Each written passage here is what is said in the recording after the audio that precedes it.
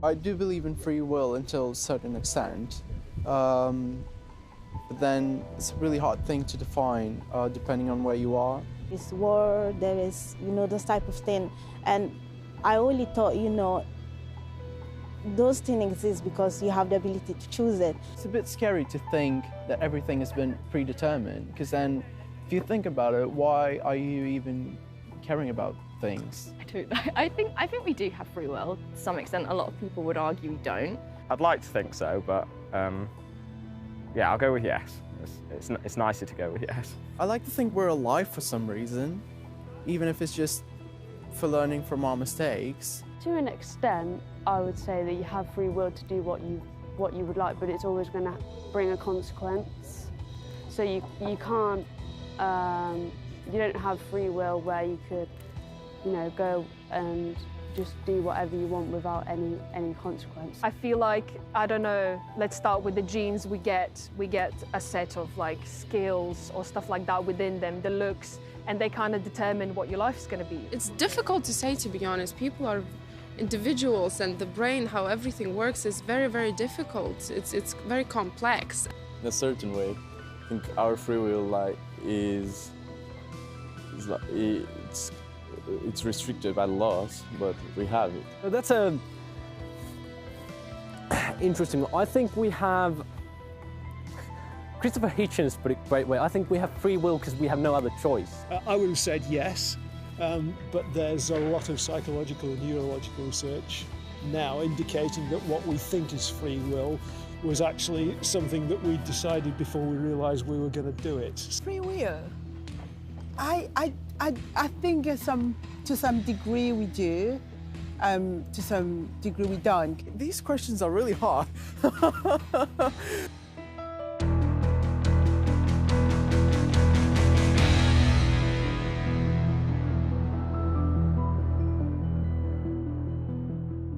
Let me introduce our next speaker, Sharon Dirckx. Sharon is a senior tutor at the Oxford Centre for Christian Apologetics. Now, originally from a scientific background, she actually has a PhD in brain imaging from the University of Cambridge and has held research positions in both the UK and USA. Sharon speaks and lectures in the UK, Europe, and North America on science, theology, the mind and the soul, and the problem of evil. Recently, she spoke at the Veritas Forum at the University of Oxford. Now, Sharon's appeared on several BBC programmes, including Radio 2 Good Morning Sunday, Radio 4's Beyond Belief, and she's also the author of an award-winning book on suffering, and it's titled Why? Looking at God, Evil, and Personal Suffering. I've had Sharon on my show a few times and on that specific issue, and it's a really great book. I do recommend it. In fact, her latest book, though, deals with the issue she's going to be addressing tonight. It's called Am I Just My Brain? And it examines questions of human identity from the perspectives of neuroscience, philosophy, and theology.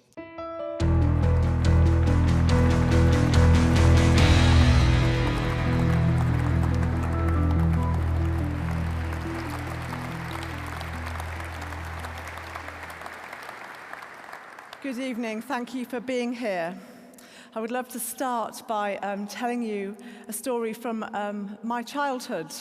An early childhood memory that I have is of sitting by a window on a rainy day, watching the drops splash against the pane. I'm not really sure how old I was. I must have been around 9 or 10. But like all normal children, I spent most of my life racing around, probably on roller skates or playing some sort of ball game. But at this particular moment, I was still, and my mind had time to drift. And I remember a series of questions popping into my head. Why can I think? Why do I exist? Why am I a living, breathing, conscious person who experiences life? Now, I don't really remember where those questions came from. I was raised in a very loving home, but not in a particular religious tradition. And yet the questions were just there, unprompted. Now, I know I'm not the first to have this kind of moment. When any of us sit still for long enough, all kinds of things bubble to the surface of our consciousness. Conscious awareness seems to be central to what it means to be a living, breathing human being. Perhaps the philosopher Dirckx was right in saying that the thing that we know with most certainty is that we are conscious. Cogito ergo sum. I think, therefore I am. We each have a first-person experience on the world. And as Thomas Nagel put it in 1974, there is something that it is like to be you.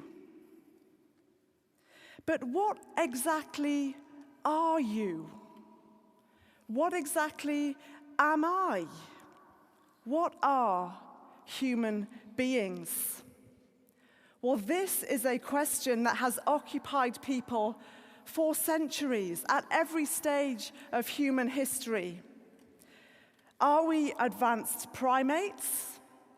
Are we machines? Do we have a soul? Are we just physical beings, or is there more to us than that? The question, what is a human being, asks a question of identity. Now, many answers are offered today on the question of identity. The fashion and cosmetics industry would say, you are your body. The financial world might say, you are your income. The political world might say, you are your influence. And the academy might say, you are what you publish and what you write.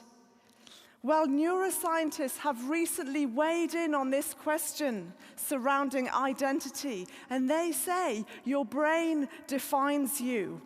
This you that you are certain exists is brain activity.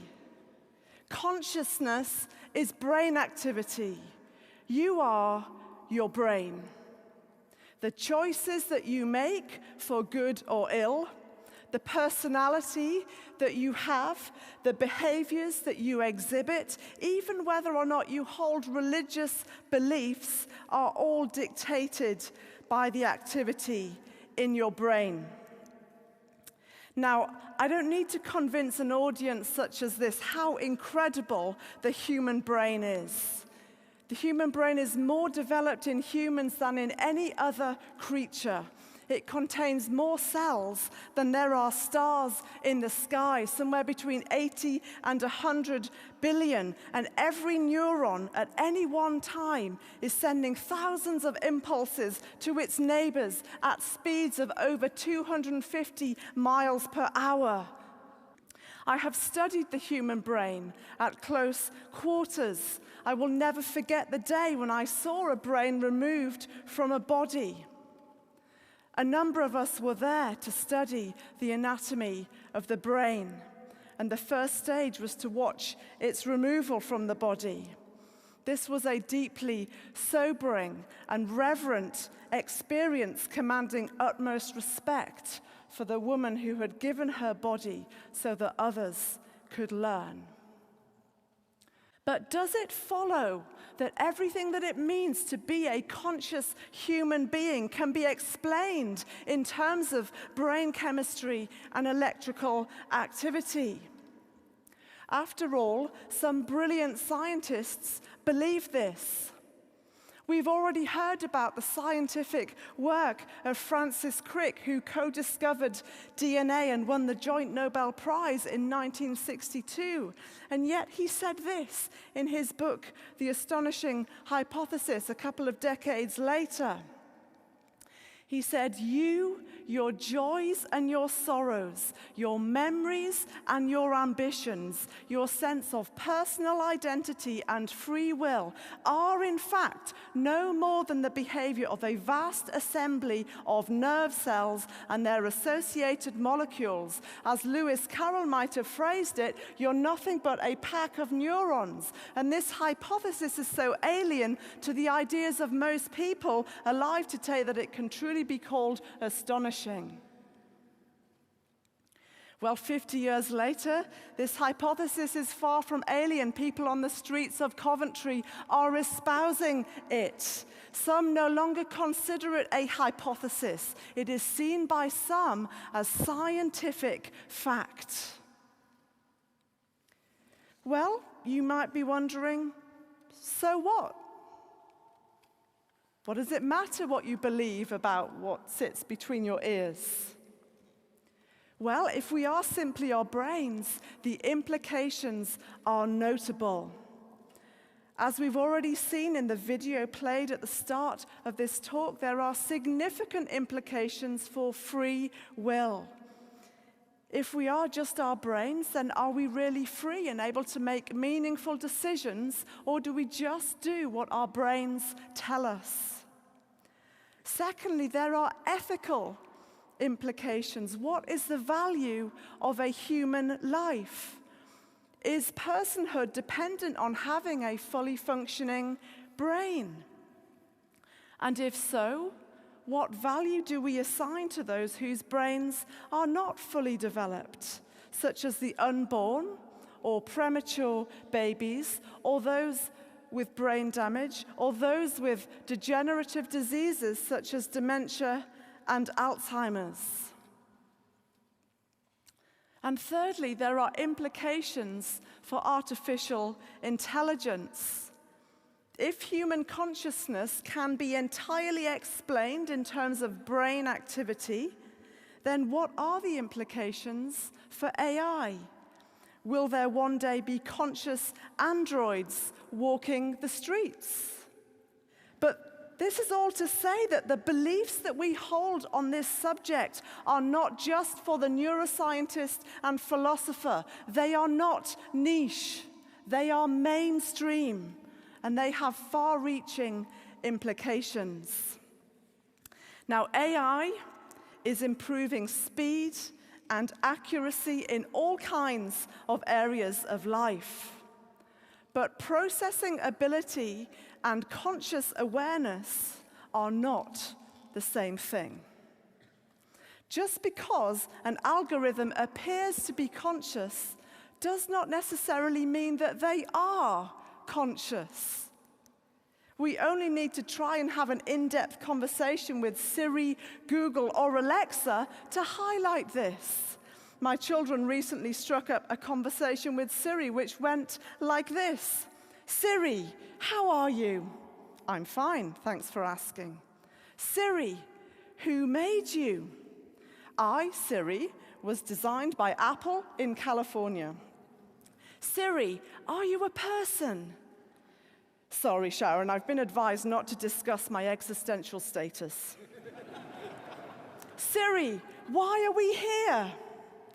I don't know, maybe the Genius Bar folks can answer that. Siri, why do we exist? To have conversations like these. Siri, why do you exist? I process, therefore I am.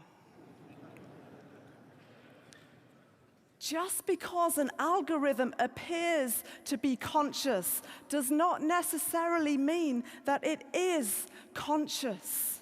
Humans have an inner world, a conscious mind that needs some explaining. And actually, there are really two different things at play in this whole conversation. There is the brain, with all of its cells and neurons and electrical activity and synapses and chemicals. And then there is the mind with all of its thoughts and feelings and emotions and memories and decisions. And in this talk, mind and consciousness can be thought of as overlapping. Consciousness is part of the mind. The mind is the bearer of consciousness.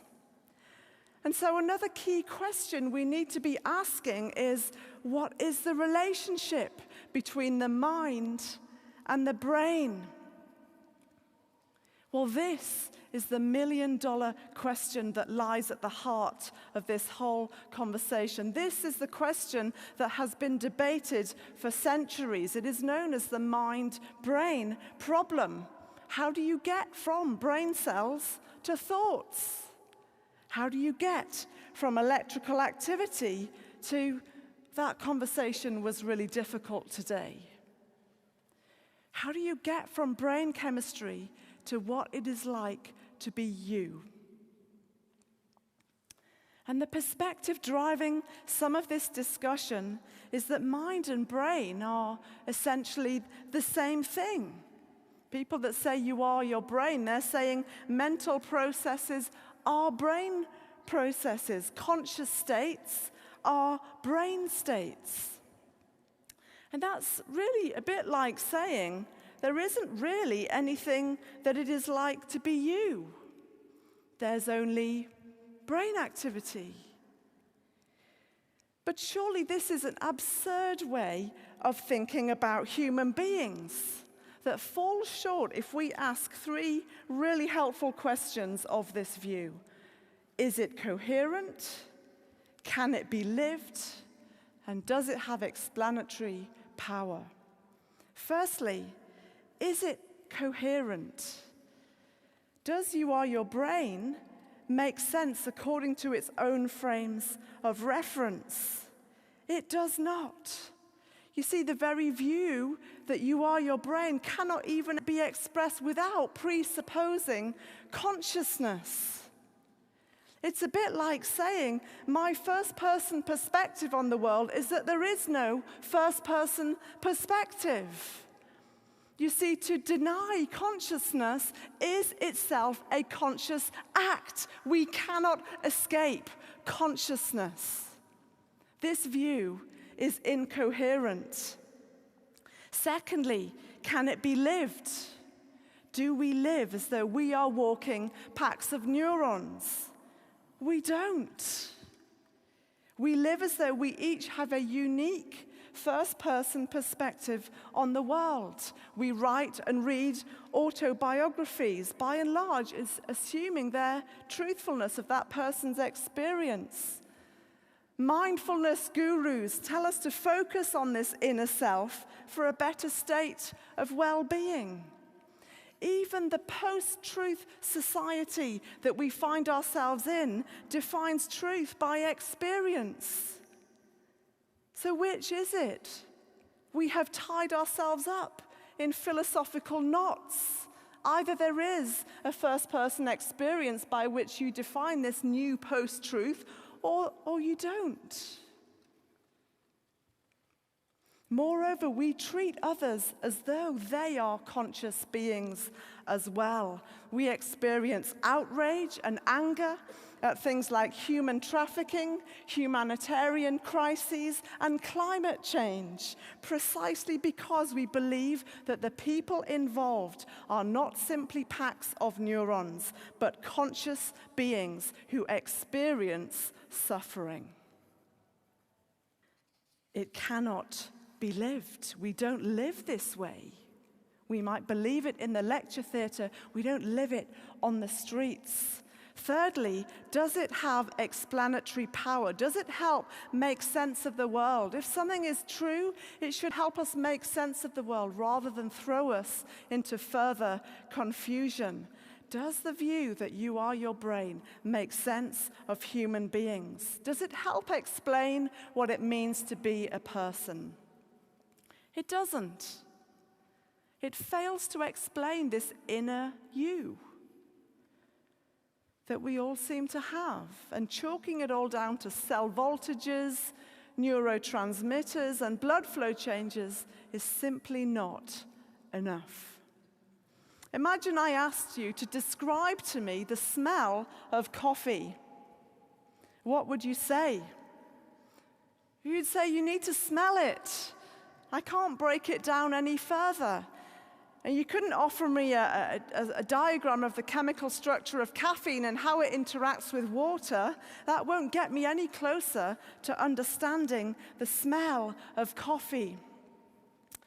And philosophers talk about qualia. And qualia are these qualitative experiences that are impossible to describe physically. And we have these experiences all the time, things like seeing a color or tasting a food. And many scientists and philosophers believe that brain processes alone are not enough to explain qualia. Brain activity is not enough to explain human experience.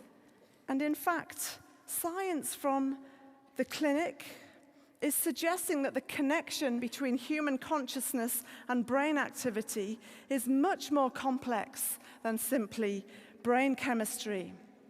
There was a groundbreaking imaging study led by Professor Adrian Owen at the University of Cambridge, published in the journal Science in 2006, where they studied patients in a persistent vegetative state to see if there were signs of consciousness. And they were able to demonstrate that a small number of their patients showed conscious awareness despite having deeply damaged brains. The way that they did that was to get them to demonstrate that they were conscious using their minds. And they trained them to imagine playing tennis and imagine moving around their house. If you imagine you're playing tennis, your brain lights up all kinds of motor control and motor areas. And if you imagine moving around your house, all kinds of areas to do with spatial navigation light up. And they asked these patients a series of biographical questions that they could verify with family members. And they said, if you want to answer yes to this question, imagine you are playing tennis. If you want to answer no, imagine you are moving around your house. And they discovered that a small number of these patients were showing levels of consciousness. And Adrian Owen, who is not a theist, describes his research in this way. We have discovered that 15 to 20% of people in the vegetative state are fully conscious, although they never respond to any form of external stimulation. Many really are as oblivious and incapable of thought as their doctors believe, but a sizable number are experiencing something quite different. Intact minds adrift deep within damaged bodies and brains. For example, Michael Egnor, professor of neurosurgery at Stony Brook, makes the point that many of his patients are missing large parts of their brains, but have quite good minds. And after 30 years of working in this field, Egnor has concluded that the mind of a person is simply beyond the workings of their brain. And he concludes that materialism, the view that matter is all that exists, is the premise of much contemporary thinking about what a human being is. And yet, evidence from the laboratory, the operating room, and clinical experience points to a less fashionable conclusion. Human beings straddle the material and immaterial realms. Now, to finish, we could say that much discussion is taken up with what consciousness is. But a way to break the philosophical stalemate is to return to where we started and ask, why does it exist in the first place? What is it for? Now, to discern the purpose of something, the scientific approach is often to trace it back to its origins, to its beginnings. Well, what are the origins of consciousness? Where did consciousness begin? Of course, your beliefs determine how far back we look. If we believe that the natural world is all that there is, then our search for the origins of consciousness will reside within nature, within this world. But what if the origins of consciousness are more ancient even than this? Is the natural world all that there is, or is there more?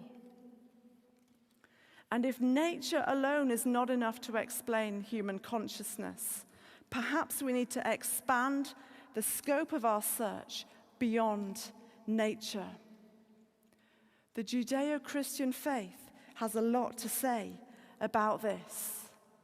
The very first verses of the Bible say, "In the beginning, God created the heavens and the earth." In other words, a conscious, rational being known as God is fundamental to the universe. And before there was anything physical, there was God. And as Jesus said, God is spirit.